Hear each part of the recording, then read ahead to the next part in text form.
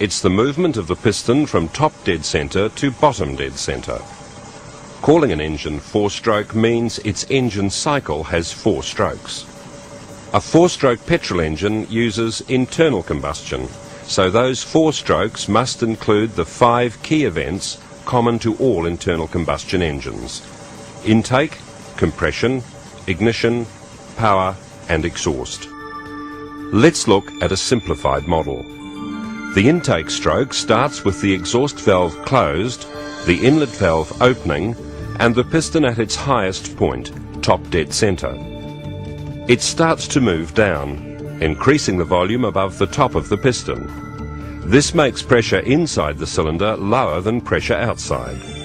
This higher outside air pressure forces air-fuel mixture into the cylinder. The piston reaches bottom dead centre, the inlet valve closes and the intake stroke ends. Both valves stay closed as the piston leaves bottom dead centre. The piston moves up, squeezing the air-fuel mixture into a smaller and smaller volume, which compresses it. That makes its temperature rise, and that makes combustion easier. Just before the piston reaches top dead centre, the next key event occurs: ignition.